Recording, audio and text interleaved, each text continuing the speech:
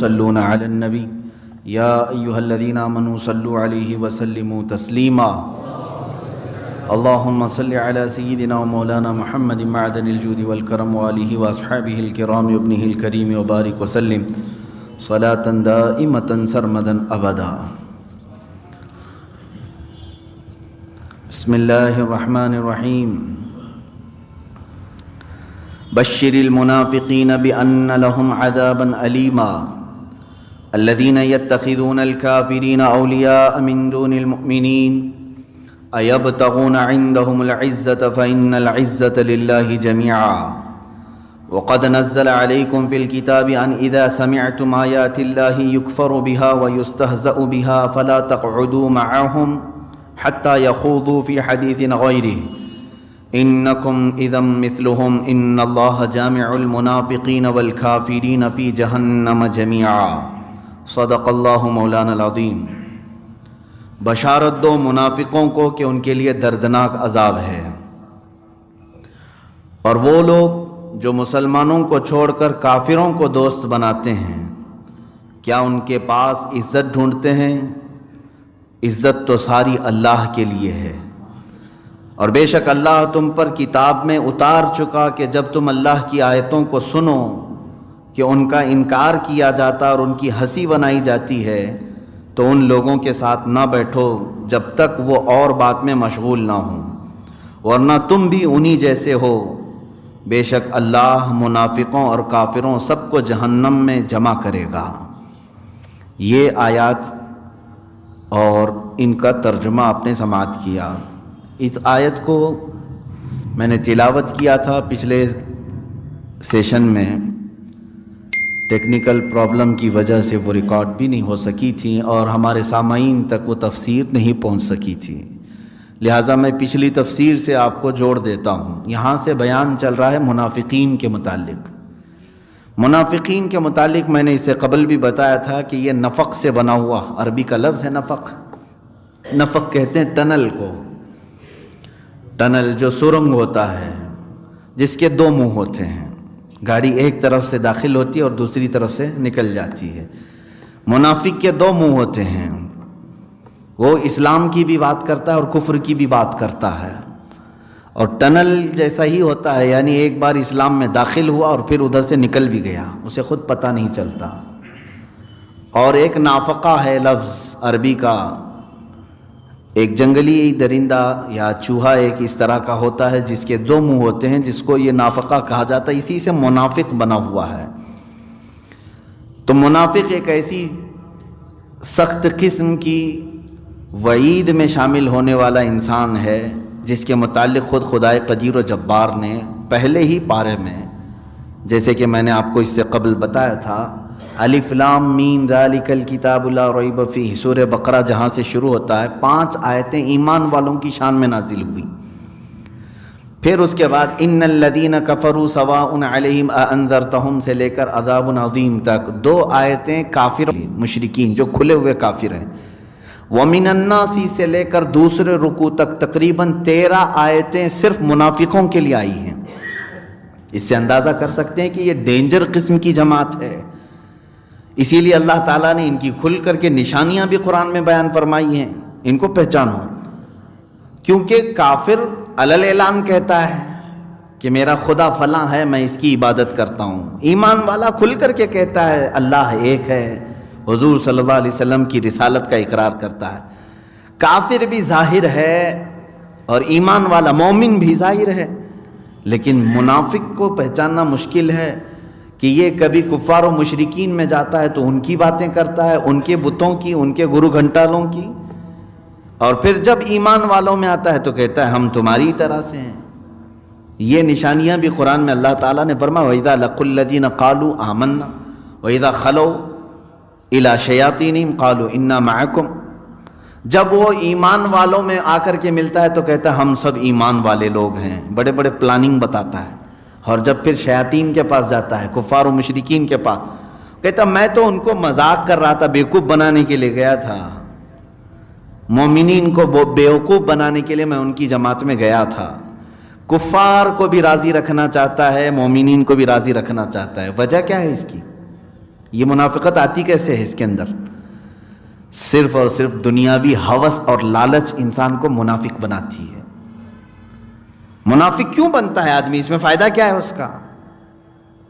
اس کا فائدہ صرف دنیاوی ہوس ہے، ہرس ہے اور لالچ ہے کہ مسلمانوں کے ساتھ رہے گا تو یہاں کا جو مال غنیمت ہے یہ بھی ملے گا، کفار و مشرکین کے ساتھ رہوں گا وہاں بھی کبھی مال آئے گا تو وہ بھی ملے گا۔ دونوں جگہ اپنے جھنڈے لہرانا اس کو اچھا لگتا ہے۔ ظاہر سی بات ہے اس زمانے میں یہ دیکھنے کو بھی ملتا ہے، بی جے پی میں بھی جھنڈا لے کر کے جا رہے ہیں، کانگریس میں بھی جھنڈا لے کے جا رہے ہیں، نہ وہ بی جے پی کے ہیں نہ کانگریس کے ہیں۔ کیوں میاں کیوں جا رہے ہیں؟ دنیاوی ہوس ہے ان کو، ہرس ہے، ادھر سے 500 ملیں گے ادھر سے 500 ملیں گے، ہیں کسی کے نہیں۔ منافق اسی طرح سے دونوں جماعتوں کے درمیان گردش کرتا ہے اور اس کے لیے سخت ترین وعید ہے۔ میں پچھلی تفسیر سے آپ کو جوڑ رہا ہوں، اللہ نے فرمایا بشر المنافقین بان لهم عذابا الیما، اے رسول بشارت دے دو منافقین کو، اللہ نے ان کے لیے درد والا عذاب رکھا ہے۔ عذاب ہی ڈینجر ہے اور پھر اس میں درد والا کیسا ہوگا یہ اللہ بہتر جانتا ہے۔ مطلق اگر اللہ نے عذاب قرار دے دیا تو اس کا تو سب سے ہلکا عذاب دوزخ کا یہ ہے۔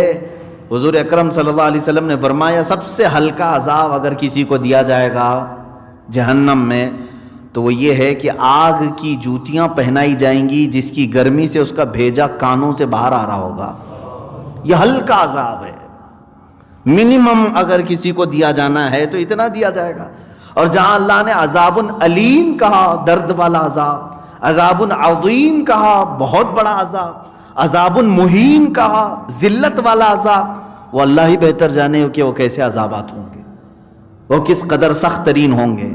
تو منافقین کے لیے اللہ نے فرمایا درد والا عذاب ہوگا، ان کو دردناک عذاب ہوگا۔ کیوں؟ یہ کھل کر کے کبھی انہوں نے اقرار کسی چیز کا نہیں کیا، یہ ایک طرف نہیں ہو سکے۔ منافقت ایک بہت بری خصلت ہے، اللہ ان تمام چیزوں سے ہماری حفاظت فرمائے۔ ہمیشہ دعا یہ کرو کہ اللہ منافقت سے مجھے بچائے۔ یہ چیز اب کے زمانے میں ہم کسی کو منافق نہیں کہہ سکتے، یہ بھی بات میں نے بتایا تھا، کیونکہ نفاق دل کی کیفیت کا نام ہے۔ منافق جو ہوتا ہے وہ دل سے ہوتا ہے، اندر سے ہوتا ہے، دکھتا نہیں، کسی کی پیشانی پر لکھا ہوا نہیں یہ منافق ہے۔ اگر یہ اختیار دے دیا جائے تو پتہ نہیں جس کو دشمنی ہے وہ بول دے گا یہ منافق ہے، اس کو خارج کر دے گا، وہ منافق ہے، اس کو خارج کر دے گا۔ اس لیے اسلام نے، حضرت عمر فاروق رضی اللہ تعالیٰ عنہ نے اپنے زمانے میں اعلان فرمایا تھا کہ دو ہی کیٹیگری ہوں گی ابھی آج سے، یا تو مومن ہوگا یا تو کافر ہوگا۔ کلمہ طیبہ پڑھ رہا ہے تو اس کو مومن کہو، اندر سے کچھ بھی ہو، ہمارے لیے حکم یہی ہے، ظاہر دیکھا جائے گا۔ اور اگر کلمہ کفر کہہ رہا ہے تو اس کو کافر کہو، اس لیے کہ وہ ظاہر ہی دیکھا جائے گا۔ تو آج کے زمانے میں ہم منافق کسی کو ٹارگٹ کے ساتھ کہہ نہیں سکتے ہیں، کیونکہ یہ دل کے اندر چھپی ہوئی چیز ہوتی ہے، اور یہ باتیں تو اللہ کے نبی ہی بتا سکتے ہیں، یا ان کی عطا سے، اللہ کی عطا سے کوئی اور محبوب بندہ جان لے تو الگ بات ہے، لیکن دلوں کے اندر چھپی ہوئی چیز کو ہم نہیں بتا سکتے۔ اب یہاں پر ہم کسی کو ٹارگٹ کے ساتھ منافق تو نہیں کہہ سکتے، لیکن علامات منافقت جو نفاق کی علامتیں ہیں وہ تو ہمیں حدیث نے بھی بتائی ہے اور قرآن نے بھی بتائی ہے۔ یہ چیزیں دیکھو، اگر یہ منافقت کی علامتیں پائی جا رہی ہیں تو ایسوں سے دور ہو جاؤ، اپنے آپ کو دور کر لو۔ وجہ کیا ہے؟ اے مومنو، تم پاک جماعت ہو، شیشے کی طرح اللہ تعالیٰ نے تمہیں سنبھال کر رکھا ہے، بہت پاک بنایا ہے، اور ان کی مجلسوں میں جاؤ گے تو ان کی گندھ تمہارے شیشے پر پڑے گی، جس سے تمہارے اندر بھی غلاظتیں آ جائیں گی۔ ہم نے دیکھا ہے اچھے اچھے لوگوں کو جب ایسے لوگوں کی محفلوں میں بیٹھ کر کے آتے ہیں تو پھر نیوٹرل باتیں کرنے لگتے ہیں، ارے نہیں وہ بھی چلنا چاہیے، یہ بھی چلنا چاہیے۔ ہم نے محسوس کیا یہ گند اس کے اندر آئی کہاں سے؟ یہ مجلسوں کی صحبت ہے، ان صحبتوں کا اثر ہے۔ لوگ یہ کہتے ہیں ہم کو کہ یہ تفرقہ والی باتیں نہ کریں، سب کو ملا کر کے لے جانے والی باتیں کریں۔ میرے عزیز، اگر ایسا ہی تھا تو اللہ ہی کیوں نہیں سارے لوگوں کو ایک بنا دیا؟ قرآن میں اللہ فرماتا ہے وَلَوْ شَاءَ رَبُّكَ لَجَعَلَ النَّاسَ أُمَّةً وَاحِدَةً، اگر تمہارا رب چاہتا تو پورے انسانوں کو ایک ہی امت میں بنا دیتا۔ اللہ چاہتا تو سارے لوگوں کی زبان ایک ہوتی، سارے لوگوں کا دین ایک ہوتا. نہیں، یہ تو دارالعمل ہے، اللہ نے تمہیں اختیار دے کر کے بھیجا ہے، جاؤ. اور اللہ تبارک و تعالیٰ نے مختلف رکھا ہے ہر ایک کی طبیعت کو، ہر ایک کے مزاج کو. تو یہاں ہمیں پہچاننے کے لیے ہی تو بھیجا گیا ہے. اگر ہم پورے ریڈی مومن ہی آ جاتے دنیا میں تو پھر ہمارا امتحان کس بات کا تھا؟ یہ دارالعمل ہے، دارالامتحان ہے، امتحان کا گھر ہے، یہاں پر پہچانا جائے گا. اب منافقین کی جو صفات ہیں وہ بہت ساری ہیں، اس میں سے چند یہ ہیں. میں نے پچھلی تفسیر میں بھی آپ کو بتایا تھا کہ ان کو بعض بزرگوں نے چوہے سے مشابہت دی ہے، چوہے سے ان کی مشابہت دی. منافق جو ہے چوہے کی طرح ہوتا ہے. کیا کرتا ہے؟ تمہارے گھر کے اندر ہوتا ہے، تمہیں معلوم ہی نہیں پڑتا، اور کاٹتا ہے مین چیزوں کو. کبھی کرنٹ کی تار کاٹ دیتا ہے، کبھی گیس کے پائپ کو کاٹ دیتا ہے، اور کبھی جو ہے چاول کے تھیلے کو کاٹ دیتا ہے، جو تمہارا کھانے پینے کی چیزیں اس کو خراب کر دیتا ہے. بڑے بڑے نقصانات کرتا ہے چھوٹا سا منہ. اور اکثر لوگوں کو معلوم بھی نہیں ہوتا ہمارے گھر میں چوہا ہے. ہوتا یہی ہے. منافقین جس جماعت میں ہوتے ہیں وہ اپنا ظاہر نہیں کرتے اور مین وائرنگ کو کاٹنے پہ لگے رہتے ہیں. اسی لیے بزرگوں نے فرمایا کہ یہ منافق جب تمہاری جماعتوں میں آ جائے تو سیدھے تمہارے جو مدینے سے کنیکشن ہے اسی تار کو کاٹنے کا کام کرتا ہے، مین وائرنگ پر حملہ کرتا ہے. اولیاء کاملین کے قریب جانے سے تمہیں جو روک رہا ہے یہ کٹنگ ہی تو ہو رہی ہے. ہم تو رزق کے دروازے دیکھ رہے تھے، اللہ والوں کی بارگاہ سے ہمیں رزق کی فراوانی ہوگی، یہ سارے چاول کے تھیلے کاٹ ہی دیا انہوں نے. بہت سارے ایسے ہیں بیچارے جو کٹے ہوئے ہیں. اسی لیے علامہ نظمی میاں رحمۃ اللہ تعالی علیہ نے فرمایا تھا، نجدی تیرا ٹھکانہ کیا، تو تو کٹی پتنگ ہے. انکار علم مصطفیٰ گچھی میں ہے تیری پڑا، نجدی تیرا ٹھکانہ کیا، تو تو کٹی پتنگ ہے. کٹی پتنگ کا مطلب کیا ہے؟ جس کی ڈور کٹ گئی، پتہ نہیں وہ کس کھائی میں جا کے گرے. ہاں، یہ کاٹا کس نے ہے؟ عزیزان گرامی وقار، ہماری نسبتیں سب مدینہ رسول سے وابستہ ہیں، اولیاء کاملین سے وابستہ ہیں. ہم آج تک ہاتھ میں ہاتھ دے کر کے اپنے پیر و مرشد سے بیعت کر کے اپنے سلسلے کو، سلسلہ کہتے ہی ہیں چین کو، پھر آگے بڑھانے کی کوشش کرتے ہیں. لیکن اس میں کٹنگ جو لوگ کرتے ہیں وہ منافق ہیں کہ تمہاری تار کٹ جائے. یہ ہوتے کافر ہیں، مشرک ہوتے ہیں، لیکن اسلام کا لباس اوڑھ کر کے آتے ہیں. اب ان کی بہت ساری علامتوں میں سے ایک علامت قرآن میں پہلی آیت میں ہی ہے، ابھی جو میں نے تلاوت کیا اس میں یہ اللہ فرماتا ہے، میں آج وہی ریپیٹ کر رہا ہوں، پچھلی تفسیر سے آپ کو جوڑ رہا ہوں. الذین یتخذون الکافرین اولیاء من دون المؤمنین. منافقین کی ایک بڑی عادت یہ ہے کہ وہ کافروں کو دوست بناتے ہیں مومنین کو چھوڑ کر کے، مسلمانوں کو چھوڑ کر کے کافروں کو دوست بناتے ہیں. یہ رواج بھی آج بہت چلا ہوا ہے. ارے نہیں، ہمارے فرینڈز لسٹ میں یہ سب نہیں آئیں گے. کیوں نہیں آئیں گے؟ مسلمانوں کو فرینڈ بنانے میں، دوست بنانے میں ان کو آر محسوس ہوتی ہے. کفار و مشرکین کے پاس جائیں گے. کیوں جاتے ہیں؟ وہ بھی قرآن کہہ رہا ہے، ایبتغون عندہم العزت، ان کے پاس تم تھوڑی سی عزت لینے کے لیے جاتے ہو. یہی کہتے ہیں نا ہم آج، حکومت بھائی ان کی ہے، ہمیں جانا پڑتا ہے ان کے پاس، تھوڑی سی عزت مل جاتی ہے. کیا عزت ملتی ہے؟ وہ لوگ بھی اس کو خوب نچاتے ہیں، ان کو معلوم ہے یہ ہماری جھولی میں آیا ہے، اب یہ نہ ہمارا ہوگا نہ اپنی قوم کا ہوگا، اس سے وہ لے کے ناچو اس کو. جتنے لوگوں کو ہم نے دیکھا ہے اس طرح سے، ہمارے لیڈر بھی آج بیچارے وہ گیند بنے ہوئے ہیں، ادھر سے ہماری جماعت ٹھوکر مارتی، ادھر سے ان کی جماعت مارتی ہے، بیچ میں ہی رہ جاتے ہیں. اور ہمارے محاورے کے مطابق دھوبی کا گدھا نہ گھر کا نہ گھاٹ کا، وہ منافق کی علامت ہے. اسی لیے قرآن نے کہا تھا ادخلوا فی السلم کافہ، تم اسلام میں پورے کے پورے داخل ہو جاؤ. جب آج کفار و مشرکین میں ان کا کوئی بھی شخص اس طرح کے سیکولرزم میں آنا پسند نہیں کر رہا ہے، وہ پیورٹی چاہ رہے ہیں، تو تمہیں کون سی بیماری لگی ہے یہ سیکولرزم کی؟ تم بھی کامل بنو، تم بھی کامل مومن رہو، کامل مسلمان بن کر رہو۔ اور میں یہ بات نہیں کہہ رہا ہوں، ہندو آج جو بات کر رہے ہیں اپنے دین کی وہ اچھی بات کر رہے ہیں، ٹھیک ہے، ظاہر سی بات ہے، اگر وہ ہندو ہیں تو پورے ہندو ہی ہونا چاہیے ان کو، اگر کوئی سکھ ہے تو اسے پورا سکھ ہی ہونا چاہیے، ٹھیک ہے۔ تو میں یہ تو بہتر سمجھتا ہوں کم سے کم وہ اپنے دھرم کا تو ہے، ٹھیک تو ہے، لیکن میں یہی چاہتا ہوں کہ اے مسلمانوں تم بھی اپنے دین میں کامل ہو جاؤ، تم بھی اپنے اسلام پر یقین رکھو اور تم کامل ہو جاؤ۔ اور اللہ رب العزت نے یہاں پر جو علامتیں بیان فرمائی، یہ علامتوں سے تم پہچانو کہ کہیں ایسا تو نہیں کہ یہ چیز میرے ہی اندر آ رہی ہے، میں تھوڑے سے پیسوں کے لیے، تھوڑی سی عزت کے لیے اس کی ہاں میں ملایا، اس کی ہاں ملایا، اس کے پاس گیا۔ کبھی کبھار تو میں نے دیکھا ہے کہ ایمان بھی چلا جاتا ہے لوگوں کا، کیونکہ دوسروں کو راضی رکھنے کے لیے وہ اپنے خدا کو چھوڑ کر دوسرے خدا کے سامنے جھک بھی جاتے ہیں، ہوتا ہے ایسے، کہتے ہیں نہیں یہ سب کرنا پڑتا ہے ہم کو، ہم سیاست میں ہیں، ہم کو سب کرنا پڑتا ہے۔ تو یہی تو منافقت ہے، اور تمہارے لیے میں بشارت دیتا ہوں، اللہ نے فرمایا دردناک عذاب ہے، دردناک عذاب ہے۔ اور میں نے یہ بھی بتایا تھا کہ اسلام کو سب سے بڑا نقصان اگر کسی سے پہنچا ہے تو منافقین سے پہنچا ہے، ہر زمانے میں منافقین سے سب سے بڑا نقصان پہنچا ہے۔ وجہ یہ ہے کہ ہم اس کو بہت دیر سے پہچانتے ہیں۔ میں کل ہی کچھ چیزوں کے مطالعے میں تھا، کینسر کی بیماری کے بارے میں کبھی کبھار پڑھنے کو ملتا ہے، میں بھی پڑھتا رہتا ہوں۔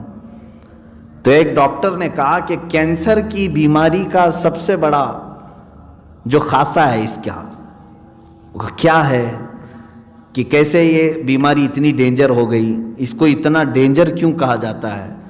اس ڈاکٹر نے کہا کہ اس کی سب سے بڑی چیز یہ ہے کہ یہ لاسٹ سٹیج تک جلدی پہچان میں نہیں آتی کسی ڈاکٹر کے، معلوم نہیں پڑتا۔ اگر یہ معلوم ہو جائے تو شروع ہی میں ہم علاج کر دیں گے، یہ فرسٹ سٹیج میں، سیکنڈ سٹیج میں، تھرڈ سٹیج میں جا کر اکثر کو معلوم پڑتی ہے، کسی کو ریئر ہے سیکنڈ سٹیج میں معلوم ہوا، علاج ہو گیا تو ہو گیا، لیکن 98% اس کا علاج نہیں ہوتا، 2% صرف امید ہے کہ وہ ہاتھ میں آ جائے۔ کیوں؟ یہ ڈینجر اس لیے ہے کہ آخر وقت تک کینسر معلوم نہیں پڑتا۔ بڑے بڑے ڈاکٹرز کا کہنا ہے پیٹ میں درد رہا، اس کو چورن کھا کر کے بد ہضمی سمجھ کر کے چلاتے رہے، بہت دنوں کے بعد پتہ چلا کہ نہیں یہ تو کینسر تھا۔ بہت ساری ایسی چیزیں ہیں۔ سیم یہی چیز منافقت کی ہوتی ہے، ہماری جماعت میں ہم پہچان ہی نہیں پاتے، اس کو چھوٹی موٹی وارداتیں سمجھتے رہتے ہیں، لیکن بعد میں جا کر پتہ چلتا ہے یہ تو ہماری جماعت کا کینسر تھا۔ ترکی میں ایسے ہی ہوا، خلافت عثمانیہ کو ختم کرنے والے سب سے بڑے محرک کی بھی بات میں نے کہی تھی، لارنس آف عربیہ، UK کا رہنے والا، انگلینڈ کا، ایک 21 سالہ یا 22 سالہ شخص تھا، اسے بہت زیادہ انٹرسٹ تھا تاریخ پڑھنے میں، اور وہ تاریخ کون سی پڑھتا تھا؟ وہ عیسائی تھا، وہ تاریخ یہ پڑھتا تھا کہ ہمارے عیسائیوں کے سارے قلعے مسلمانوں نے کیسے فتح کر لیے، کون سی کمزوری تھی ہمارے صلیبیوں میں، عیسائیوں میں۔ وہ ان قلعوں کا بھی جا کر کے مطالعہ کیا، جنگوں کو پڑھا، اسٹڈی کیا، اس کے بعد وہ انگلینڈ کی گورنمنٹ سے پرمیشن لے کر کے وظیفے کے طور پر، یہ مشنریز ہوتی ہیں بہت ساری جو یہ پورے ورلڈ میں پھیلاتے ہیں، آج بھی ہے ان کے، وہ ایک مہم پر نکلا کہ میں اپنی حکومت کا وفادار ہوں اور یہ خلافت عثمانیہ کو ختم کرنے کی پوری کوشش کروں گا۔ خلافت عثمانیہ کی بات کی جا رہی ہے، یہ 1912 یا 1910 کے آس پاس کی بات بتا رہا ہوں، فرسٹ ورلڈ وار ابھی نہیں ہوئی تھی۔ تو یہ لارنس آف عربیہ عرب میں آیا اور عربوں کی زبان سیکھا، ان کی تعلیمات حاصل کیا، پوری چیزیں حاصل کرنے کے بعد یہ ایسی عربی بولتا تھا جیسے عرب والے لوگ بولتے ہیں۔ اس نے کمزوریاں دیکھی خلافت عثمانیہ کی کہاں کہاں ہے۔ خلافت عثمانیہ آخری سانسیں لے رہی تھی اس وقت، مطلب یوں کہ تھوڑی سی کمزور ہو گئی تھی، لیکن پھر بھی معمولی بات نہیں تھی۔ 40 کنٹریز جو آج کی ہیں، آج 40 کنٹریز خلافت عثمانیہ کے انڈر میں آتی تھیں، اتنی بڑی وہ حکومت تھی، اس کو ہلا دینا معمولی بات نہیں تھا، معمولی بات نہیں تھی۔ لارنس آف عربیہ نے تقریباً 4 یا 5 سال محنت کی، عربوں میں داخل ہوا، ان کے اندر تعصب کو جگایا۔ تعصب کیا ہوتا ہے؟ عصبیت، علاقائی عصبیت، جیسے ارے تم کرناٹکی ہو، وہ بہاری ہے، یہ بنگالی ہے، یہ راجستھانی ہے، یہ گجراتی ہے، یہ علاقائی تعصب۔ اسلام میں اس بات کی اجازت نہیں ہے۔ اگر تعصب یا عصبیت ہوتی تو کبھی بلال حبشہ سے آ کر کے حضور کے خادم نہیں بنتے، صہیب روم سے آ کر، سلمان فارس سے آ کر، یہ تمام دیگر علاقوں کے صحابہ آئے رضوان اللہ تعالی علیہ مجمعین، اور مدینے میں ایسے رہتے تھے جیسے ایک ماں کے بیٹے رہتے ہوں۔ علاقائی عصبیت ہمارے ہاں جائز نہیں، لیکن منافقین جو ہے اس عصبیت کو ابھارتے ہیں ہر جگہ، اس عصبیت کو کہ تمہارا وطن ہے، دوسرے آ کر کے اس پر قبضہ کیے ہوئے ہیں، تمہاری زمین ہے۔ تو عربوں کے ساتھ بھی اس نے یہی کیا، ترکی لوگ آ کر کے تمہارے اوپر حکومت کر رہے ہیں، زمین تو تمہاری ہے، عرب ہو تم، برسوں سے تم عربی اور وہ ترکی ہیں۔ مکہ پر ترکیوں کا قبضہ ہے، مدینے پر ترکیوں کا قبضہ ہے، ساری جگہوں پر حکومت ان کی ہے، تم کیا کر رہے ہو؟ ظاہر سی بات ہے، یہ بیج جب بو دیا جاتا ہے، دھیرے دھیرے دھیرے یہ پودے نکلنے شروع ہو جاتے ہیں، زمانہ لگتا ہے۔ لارنس آف عربیہ عربی لباس پہنتا تھا، جبہ پہنتا تھا، وہ شماغ پہنتا تھا، اقال پہنتا تھا، یہ تمام چیزوں کے ساتھ اس نے گورنر مکہ، اس وقت ایک حسین نام کا شخص تھا، اس کو جا کر کے لالچ دیا کہ تو ترکیوں کے خلاف بغاوت کر، میں تجھے انگلینڈ کی حکومت سے تعاون دلاؤں گا اور تیرا پورا ایک علاقہ میں تیرے حوالے کرواؤں گا۔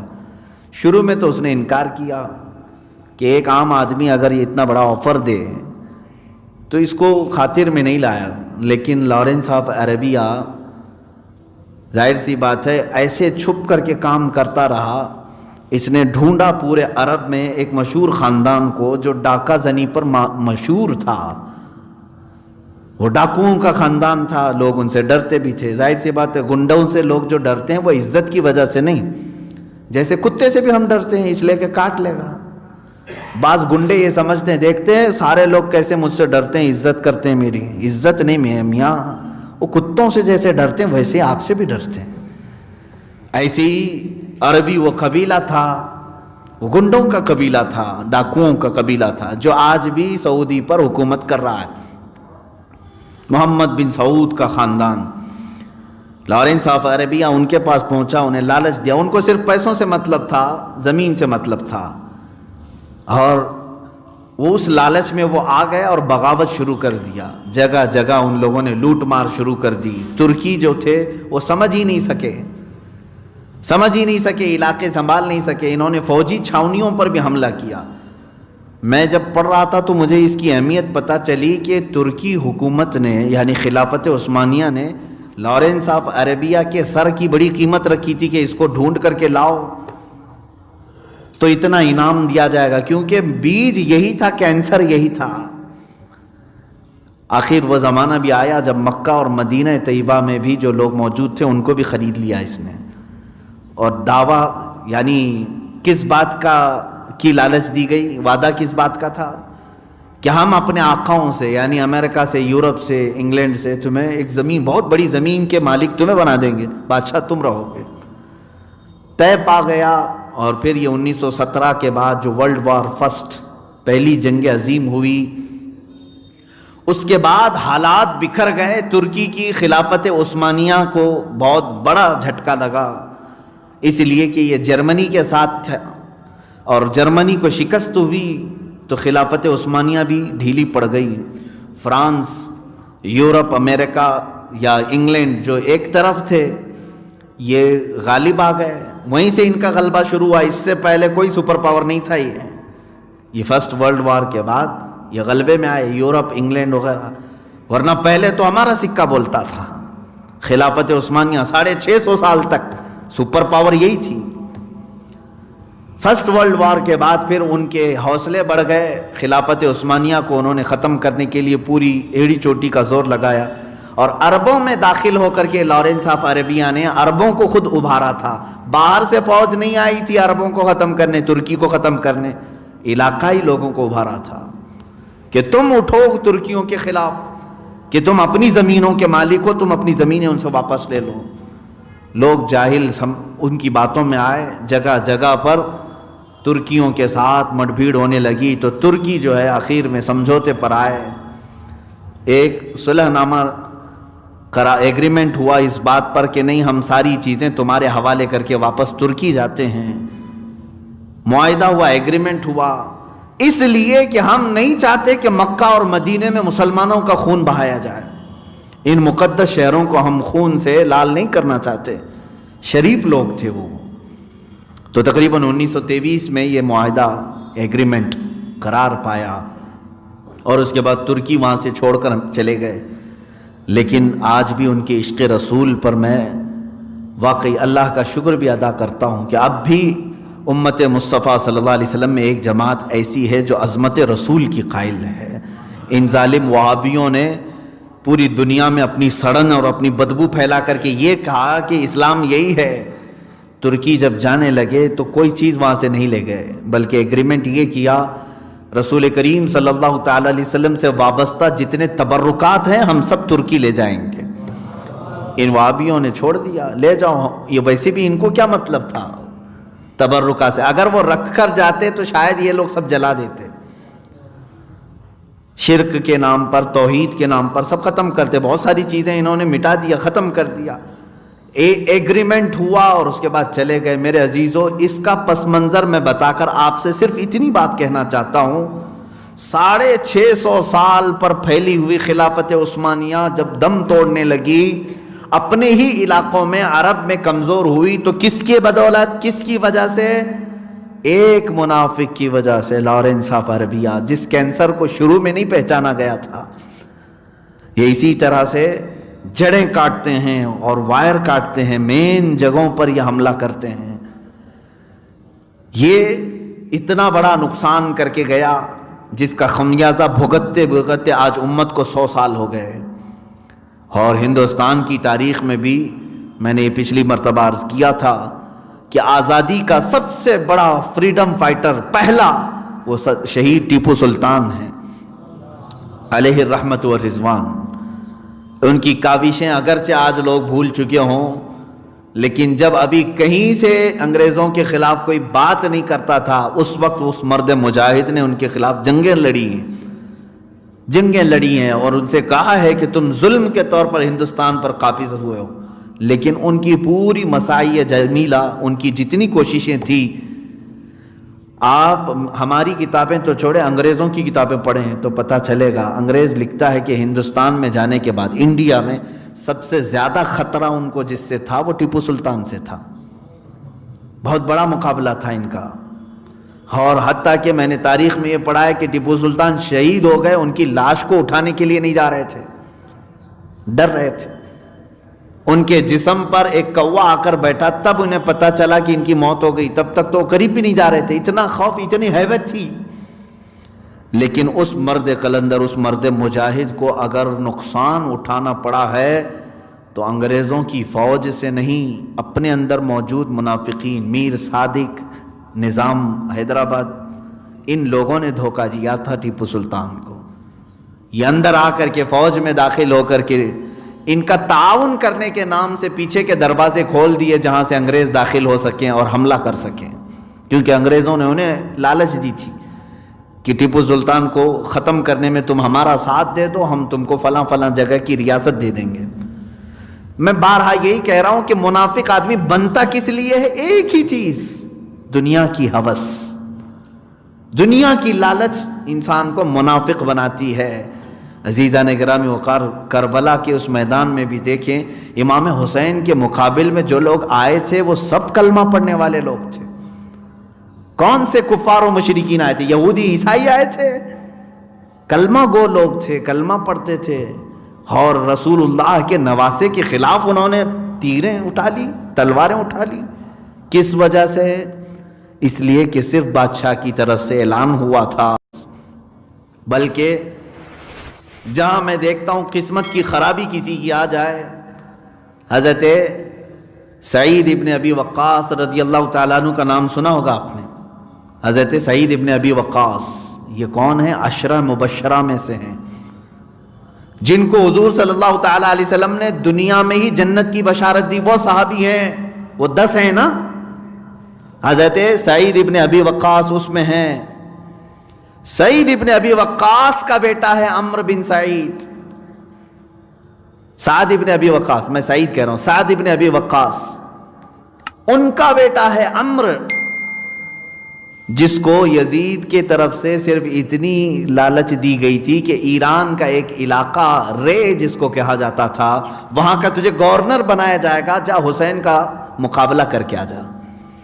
عشرہ مبشرہ میں سے صحابی رسول کا بیٹا ہے، ایک تخت کی وجہ سے ایران کی طرف جانے کی بجائے کربلا کی طرف آ گیا 4000 کا لشکر لے کر، اور شروع میں ڈر بھی تھا کیونکہ وہ جانتا تھا کہ اللہ کے نبی کا نواسا ہے، باوجود اس کے دنیا کی ہوس غالب جب آ جاتی ہے تو انسان کو کافر بنا دیتی ہے۔ 10ویں محرم تھی جب اس نے تیر اٹھایا اور تیر پھینک کر کے خیمہ حسین کی طرف، سارے کوفیوں سے کہا ہے کوفیوں گواہ رہنا، جب یزید کے پاس یہاں کا قصہ بیان کیا جائے تو یہ بیان کرنا کہ سب سے پہلے حسین کی طرف تیر چلانے والا سعد ابن ابی وقاص کا بیٹا عمر ہے، وہ یہ کہہ کر کے تیر چلایا اس نے، اور انجام بھی بہت برا ہوا۔ سر حسین کو انہوں نے جدا کیا جسم ناز سے، اور پھر اس کو گھمایا، جو کچھ بھی کیا، لیکن نہ اس کو رے کی حکومت ملی، نہ ایران کی کوئی بادشاہت ملی۔ 2 سال نہیں گزرے تھے کہ اس کی جان پر ایسی آفت آئی، مختار سقفی نے اس کو ٹکڑے ٹکڑے کر کے مار دیا۔ اسی کو کہتے ہیں نا دھوبی کا گدھا، نہ گھر کا نہ گھاٹ کا، گدھا نہیں کتا، نہ خدا ہی ملا نہ وصال صنم، نہ ادھر کے رہے نہ ادھر کے رہے۔ یہ منافقین ایسے ہوتے ہیں کہ ان کو نہ ایمان والوں کی صحبت میسر آ سکتی ہے، نہ کفار و مشرکین کی، کچھ بھی نہیں۔ اسی لیے اللہ تعالیٰ فرماتا ہے کہ منافقین یہ سمجھتے ہیں کہ ہم سب کو دھوکہ دے رہے ہیں، در حقیقت وہ خود اپنے آپ کو دھوکہ دے رہے ہیں، وہ خود اپنی ذات کو دھوکہ دے رہے ہیں کہ تم آخرت میں دردناک عذاب مول لے رہے ہو اور تمہیں پتہ ہی نہیں ہے۔ یہ کیسے ہے کہ جو شخص ایک درخت پر بیٹھے، ٹہنی پر بیٹھے اور کاٹنے لگے اس کو آری لے کر کے، تو گرے گا کون؟ دنیا گرے گی، جو تماشا دیکھ رہے تھے، جو لوگ دیکھ رہے تھے وہ گریں گے، وہ خود کھائی میں گرے گا جس ٹہنی کو وہ کاٹ رہا ہے۔ اسی طرح منافقین اسلام میں آ کر کے یہ سمجھتے ہیں عظمت رسول پر حملہ کر کے، اولیاء کی مزارات پر حملہ کر کے، ان کو مردہ کہہ کر کے ہم یہ تمام عقائد ان کے اندر سے ہٹا دیں گے، ختم کر دیں گے۔ در حقیقت تو خود اپنے جہنم میں جانے کا سامان بنا رہا ہے، خود اپنے جہنم میں جانے کا سامان بنا رہے ہو۔ دھوکہ کس کو دے رہے ہو؟ تم خود اپنے آپ کو دھوکہ دے رہے ہو۔ اب آگے کی آیتیں سنیں میرے عزیز، یہ پچھلی تفسیر میں بھی میں نے یہ باتیں عرض کی تھیں۔ اچھا اب علاج کیا ہے ان کا؟ ایک جاتے جاتے یہ بھی علاج بھی بتا دوں۔ منافقین کو بعض بزرگوں نے کیا فرمایا؟ چوہے کے مانند ہیں، کاٹتے ہیں نا، قطر بینی۔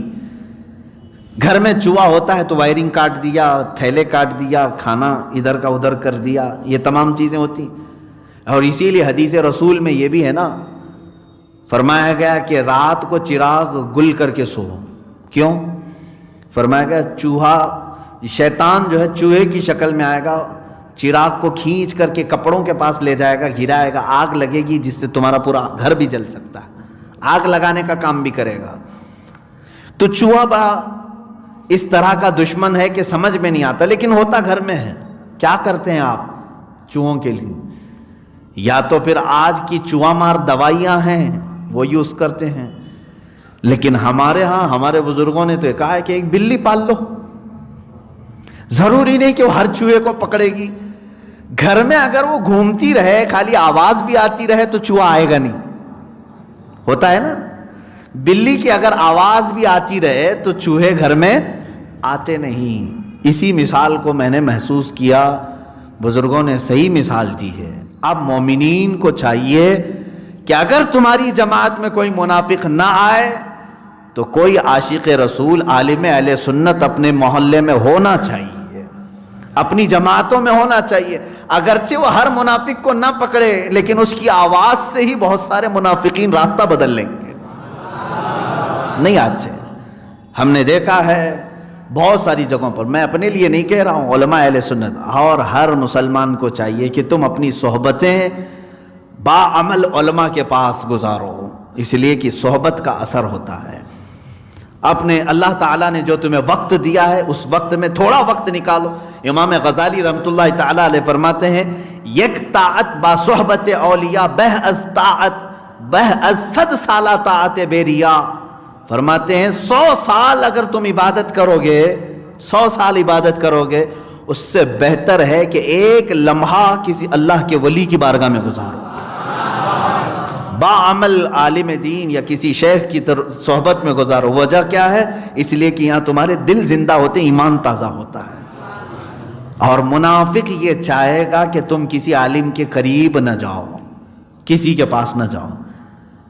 ہمارے پاس ایک نوجوان آیا، یہ ممبئی کی بات ہے، اس کا پیر جو ہے وہ 8 خدا کو مانتا ہے، چیلنج کرتا ہے دنیا کے کسی کو بھی بولو میں ثابت کر کے دکھاؤں گا کلمہ لا الہ الا اللہ میں 8 خدا ہے۔ زندیق ہے، شیطان ہے وہ لباس تو ہمارا پہنا ہوا ہے، بڑا امامہ بھی ہے، جبہ بھی ہے، سب ہے، پیرا مریدی بھی چل رہی ہے، بہت مرید بھی ہو رہے ہیں، لیکن ان کے مریدین کوئی آتے نہیں تھے۔ ایک بھٹک کر کے آ گیا تھا بیچارہ، آیا اور اس نے دوسرے علاقے میں مجھ سے ملاقات کر کے کہا حضرت ایک بات کی خلیش ہے، پیر صاحب ہیں ہمارے اور وہ کہتے ہیں کہ کلمے میں 8 خدا ہے، کبھی کبھار مجھے وسوسہ ہوتا ہے، ہمارا اسلام تو کہتا ہے کوئی خدا نہیں سوائے اللہ کے، 8 کیسے ہوں گے، کیسے ثابت کریں گے؟ تو مجھے پہلی مرتبہ میں نے سنا تھا، میں نے کہا حقیقت بات ہے؟ اس نے کہا ہاں، اور پھر اس نے تصویریں دکھائی اور کیا کیا ان کے خرافات تھے۔ تو میں محسوس کیا کہ یہ میرے پاس آ کر کے بتایا، تو میں نے اس سے کہا تمہارے جو پیر ہیں ان کی ایک علامت میں بتا دوں؟ کہا کہ کیا؟ کہا انہوں نے تم کو مرید کرنے کے بعد سب سے پہلے یہ کہا ہوگا کہ مولانا کے پاس نہیں جانا۔ اس نے کہا بالکل، آپ تو دل کی بات جان لی ہے۔ کہا اور اب تو ہم ولی بن گئے۔ میں نے کہا بیٹا میں دل کی بات نہیں اور نہ میں ولی ہوں، لیکن مجھے ان کی ساری ٹپس معلوم ہیں۔ یہ شیطان سب سے پہلے یہ چاہتا ہے کہ کسی عالم کے پاس نہ جائے ورنہ اس کی پول کھلے گی۔ بندہ جو ہے شریعت کو جان لے گا تو پھر اس کو دھکے مارے گا۔ 8 خدا کہاں سے آئے؟ میرے عزیزو ایسے زندیقوں کے پاس اپنا ایمان نہ بیچو۔ ہاں جو مشائخ اہل سنت کے ہیں، جو صحیح طریقے سے اولیاء کاملین کے غلام ہیں، میرے عزیزو ان کی بارگاہ میں تو میں اپنی جان بھی فدا کر دوں۔ ہاں بالکل ہماری جان ان کے لیے حاضر ہے، ہم ان کی بارگاہ میں اپنا ہر لمحہ حاضر کرتے ہیں جو مشائخ ہمیں اولیاء کاملین کی سچی محبت تک پہنچاتے ہیں۔ ورنہ جو دکاندار ہے ان سے اپنے آپ کو بچاؤ، اور ایسے کوئی بھی پیر کا لبادہ اوڑھ کر کے آئے تو بھی فرمایا گیا کہ تم پہچانو کہیں ایسا تو نہیں کہ چوہا گھر میں داخل ہو رہا ہے، وائر کاٹے گا، چاول کا تھیلا کھا جائے گا۔ ایک اور صاحب ہمارے پاس آئے، کہا کہ حضرت ہمارے پیر صاحب ہیں، اب گھر میں جھگڑا شروع ہو گیا ہے، آپ حل نکالیں۔ کہا کس بات کا؟ کہا جب بھی وہ گھر پہ آتے ہیں پورا راشن خالی ہوتا ہے، 5 قسم کے سالن بنانے پڑتے ہیں، 5 قسم کے کھانے بنانے پڑتے ہیں، 5 قسم کے میٹھے۔ اب میری بیوی بھی غصے میں آنے لگی ہے کہ ایسی دعوت، اور اس پیر صاحب کا ماشاءاللہ پیٹ بھی کافی بڑا تھا، اور جتنے لوگ جمع ہوں سب۔ تو میں نے کہا کہ یہ جو ہے پیر نہیں ہے، یہ بلا ہے، جس گھر پر اترے اس گھر کا پورا راشن ختم ہو جائے۔ اللہ والا تو وہ ہے جو خود بھوکا رہے اور اپنے مریدوں کو کھلائے، وہ فیض بانٹے، غربا اور مساکین کی وہ دستگیری کرے۔ آؤ میرے آقا صلی اللہ علیہ وسلم کی بارگاہ میں، رمضان کا موسم ہے، اور وہ فقر و فاقہ میں رہنے والے صحابہ، 70 صحابہ کے درمیان حضور بیٹھتے تھے، ایک پیالہ دودھ کا آیا، حضور اکرم صلی اللہ تعالیٰ علیہ وسلم نے حضرت عائشہ سے کہا، عائشہ دیکھو کوئی مسافر تو باقی نہیں رہ گیا، باہر کوئی مسافر تو نہیں ہے، کہیں ایسا نہ ہو کہ ہم دودھ پی لیں اور کوئی مہمان مسافر باقی رہ جائے۔ ماں عائشہ صدیقہ فرماتی ہیں دور میں نے نگاہ ڈالی، جنت البقیع کے پاس درخت کے نیچے کوئی ایک شخص اپنی اونٹنی یا گھوڑی باندھ رہا تھا اور مسافر لگ رہا تھا۔ حضرت عائشہ کہتی ہے میں نے کہا یا رسول اللہ صلی اللہ علیہ وسلم کوئی مسافر آیا ہے؟ حضور اکرم صلی اللہ علیہ وسلم افطاری کا وقت ہے، اٹھ گئے اور اس کے پاس گئے، اس سے پوچھا سفر کے حالات، اور اس کو لے کر کے آیا، دسترخوان پر آئے اور اس کو دودھ کا پیالہ پیش کیا۔ وہ اتفاق سے ایسا تھا کہ نیا مسافر تھا، وہ پورا دودھ پی گیا، دودھ کا پیالہ پی گیا۔ ادھر 70 صحابہ ہیں اور خود میرے آقا ہیں، کھجور کی گھٹلیوں کو چوس کر کے انہوں نے افطار کیا۔ یہ ہے پیر صادق، یہ ہے مرشد برحق۔ اور جو ان کی سنتوں پر عمل نہ کرے، اپنے پیٹ کے لیے اس طرح کے بزنس کرے، تو سمجھ جاؤ کہ پھر چوہا گھر میں آیا ہے، اور ظاہر سی بات ہے اس کے لیے تمہیں ضرور کوئی بلی ڈھونڈنا پڑے گا، کم سے کم آواز تو کرے۔ عزیزان گرامی وقار، یہاں سے ایک اور دوسری بات میں عرض کرتا ہوں۔ اللہ فرماتا ہے یہ کیوں جاتے ہیں؟ ایک مثال میں نے بتایا تھا کہ یہ ان کی بڑی نشانی یہ ہے کہ یہ مومنین کو چھوڑ کر دوست کس کو بناتے ہیں؟ کافروں کو۔ اور اس مثال میں سب سے فٹ بیٹھتے ہیں آج کے حالات، سیاسی حالات کو دیکھیں۔ اسلامک کنٹریز جو اپنے آپ کو کہتے ہیں، یہ دوست کس کو بنانا پسند کر رہے ہیں آج؟ سعودی عرب اسرائیل کی طرف ہاتھ بڑھا رہا ہے، یو اے ای امارات اسرائیل کو اپنے گود میں بٹھانا چاہتا ہے، اور اپنے ہاں پوجا پاٹ کے لیے بلا کر کے کفار و مشرکین کا استقبال کر رہے ہیں۔ ایک طرف فلسطین کے نہتے بچے سالوں سے مارے جا رہے ہیں، ان کے پاس ایک روٹی پہنچانے کی ان کے اندر توفیق نہیں۔ ملک شام میں یہ خود حملے کر رہے ہیں سعودی والے، یمن میں تقریباً 2011-12 سے چل کر کے آج تک 8 سال سے بمباری کر رہا ہے سعودی عرب، جس کو مرکز اسلام کہتے ہیں نا لوگ۔ میرے عزیزو، علاقہ تو ہو سکتا ہے لیکن تخت پر بیٹھا ہوا حق پر ہو، یہ ضروری بات نہیں ہے۔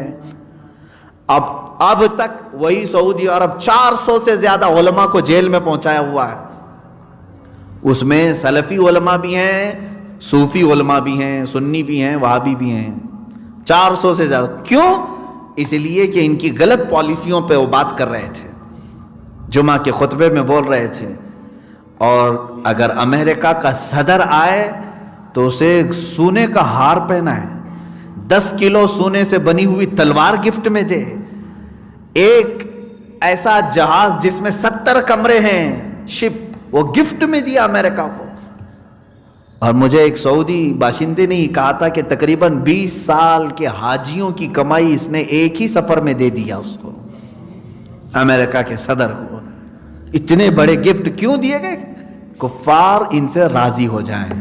قرآن میں اللہ نے یہی فرمایا، ایبتغون عندہم العزت، تم ان کے پاس عزت ڈھونڈنا چاہتے ہو؟ فإن العزت للہ جمیعا، عزت تو صرف اللہ ہی کے پاس ہے، ساری عزت اللہ کے پاس ہے۔ یہ جس تخت پر بیٹھے، مجھے بڑا افسوس ہے، ایک زمانہ تھا امیر المومنین عمر فاروق رضی اللہ تعالیٰ عنہ کا، کہ پہاڑ ان کی ہیبت سے رائی، نہ مال شہادت ہے مطلوب و مقصود مومن، نہ مال غنیمت نہ کشور کشائی۔ یہ اقبال نے کہا ہے، سمٹ کر دریا ان کی ہیبت میں، پہاڑ ان کی ہیبت میں رائی۔ عزیزان گرامی، آج ان کی حالت یہ ہے کہ خود ٹرمپ یہ کہتا ہے کہ اگر ہم ہٹا لیں سعودی عرب سے ایک دن کے لیے اپنی سپورٹنگ تو یہ ہمیں ختم ہی ہو جائے گا۔ یہ ان کو تانا بھی مار رہے ہیں، پھر بھی شرم نہیں ہے ان کو۔ عزیزان گرامی، مومنین کے ساتھ دوستی کو چھوڑ کر کے یہ دوستی کا ہاتھ کس کے ساتھ بڑھا رہے ہیں؟ کفار و مشرکین کے ساتھ۔ یہ منافقین کی صفات ہے جو قرآن بیان کر رہا ہے۔ پہچانو منافقین کو۔ یہ لباس جتنا بھی سفید پہن لے، اقال پہن لے، کوئی بھی بڑے بڑے جبے ڈال لے، لیکن اس کی عادتیں اور صفات تو بتا رہی ہیں کہ اس کے اندر دوستی کرنے کی چاہت کس کے ساتھ ہے؟ مشرکین کے ساتھ، یہود و نصارہ کے ساتھ۔ ارے یہ ترکی کا دشمن ہے، ایران کا دشمن ہے، عراق کا دشمن ہے، شام کا دشمن ہے، یمن کا دشمن ہے، قطر کا دشمن ہے. یہ سب ان ملکوں کے نام میں بتا رہا ہوں جہاں مسلمان رہ رہے ہیں پورے کے پورے. قطر پر تو انہوں نے ایسی پابندی لگا دی ہے کہ کوئی ایک کولگیٹ بھی ادھر کا ادھر نہیں ہو سکتا، پیسٹ بھی نہیں آ سکتا، پلین کوئی ادھر کا ادھر نہیں جا سکتا، جبکہ پڑوسی ملک ہیں. اور حتیٰ کہ میں آپ کو بتاؤں قطر کے اور سعودی عرب کے لوگوں کی آپس میں رشتہ داریاں بھی ہیں. یہاں کی لڑکیاں وہاں بیاہ کر گئی، وہاں کی لڑکیاں ادھر آئی ہیں، لیکن انہوں نے سب کو ختم کر دیا، توڑ دیا، ایسا بند باندھا ہے. کیوں؟ وجہ کیا ہے؟ قطر سے بائیکاٹ کیوں کیا تھا سعودی نے؟ جانتے ہیں آپ؟ صرف اس بنیاد پر کہ وہ اسلام کی زیادہ بات کر رہا تھا. ان کے یہاں اخوان المسلمین، مسلم بردرہوڈ ایک تنظیم ہے. سعودی کا الزام ہے کہ یہ کٹر وادی تنظیم کا سپورٹر ہے، اس لیے ہم اس کو بینڈ کرتے ہیں. کٹر وادی تنظیم کا سپورٹر ہے، دہشت گردی کو پھیلا رہا. کون سی دہشت گردی؟ جو امریکہ کی زبان میں دہشت گرد ہے وہی سعودی عرب کی زبان میں دہشت گرد ہے. انہوں نے اپنے رپورٹر کو، اپنے صحافیوں کا قتل کیا، لیکن آپ جانتے نہیں ہوں گے امریکی فوجی تقریباً 20,000 سے زیادہ سعودی میں بیٹھے ہیں، ان کو خنزیر کا گوشت بھی یہی مہیا کر کے دیتے ہیں. ہاں صاف سی بات ہے. یہ کفار و مشرکین کے ساتھ ان کی دوستی، اٹھنا بیٹھنا ان کے ساتھ، شراب کباب ان کے ساتھ، اور مومنین سے تمہاری دشمنی. یہی تو منافقین کی صفات ہے. میں پوچھتا ہوں ان لوگوں سے جو آج تک چلاتے تھے ارے سعودی کو فالو کرو، سعودی کو فالو کرو، اب بھی تمہاری آنکھیں نہیں کھلی کہ ان کی غلط پالیسیوں پر انہوں نے سینما تھیٹر کھول دیے پورے سعودی عرب میں صرف کفار و مشرکین کو راضی رکھنے کے لیے. پردے کو ہٹانے کا حکم دے دیا، آزادی دے دو. بیچ بنانے کا آرڈر دے دیا کہ ننگے وہاں پر بھی ناچیں. ایک سٹی بنانے جا رہے ہیں، یہ 5 اسٹار سٹی، جس پہ سارے کنٹریز اپنا انویسٹ کر رہے ہیں، جس میں اسرائیل سب سے بڑا انویسٹر ہے. سعودی عرب میں جس حجاز پاک کو، جس عرب شریف کو اللہ کے نبی صلی اللہ تعالیٰ علیہ وسلم نے ہر بے حیائی سے پاک کیا تھا، افسوس ہے کہ اس زمانے میں وہ ساری بے حیائیاں یہ لانے کی کوشش کر رہے ہیں. پہچانو یہ سعودی نہیں ہیں، یہ یہودی ہیں. لباس اوڑا ہوا ہے انہوں نے اسلام کا. جو لارنس آف عربیہ نے 100 سال پہلے ترکی کو ختم کرنے کے لیے کیا تھا، وہی آج تخت پر بیٹھے ہوئے لوگ کر رہے ہیں. پہچان نہیں پا رہے ہیں لوگ. یہ کینسر ہے. اس وقت تمہیں معلوم ہوگا جب یہ بہت کچھ تباہ کر چکا ہوگا. جیسے ترکی میں ہوا یہ کہ مصطفیٰ کمال باشا نام کے شخص کو انہوں نے اپنا لیڈر بنایا ترکیوں نے خلافت عثمانیہ کے ختم کرنے کے بعد. مصطفیٰ کمال باشا کون ہے؟ اس کو کہا جاتا ہے بہت روشن خیال آدمی، بہت ترقی چاہنے والا آدمی. وہ ایک فوجی لیڈر تھا اور اس کو لوگوں نے ہاتھوں ہاتھ لیا کہ یہ اچھی اچھی باتیں کرتا ہے. جیسے یہاں ہندوستان والوں نے اچھے دن آئیں گے کہہ کر کے بیوقوف کو ہاتھوں ہاتھ لے لیا تھا. ہاں ظاہر سی بات ہے جب کوئی ڈمرو بجاتا ہے تو اس وقت اچھا لگتا ہے، لیکن جب کھیل ختم ہو جائے تو سب کھجلی ہے اور کچھ بھی نہیں ہے. وہاں مصطفیٰ کمال باشا کو ترکیوں نے اٹھایا. اس نے صرف 11 سال کے اندر 650 سال سے چلی ہوئی خلافت عثمانیہ کی نشانیوں کو ختم کر دیا.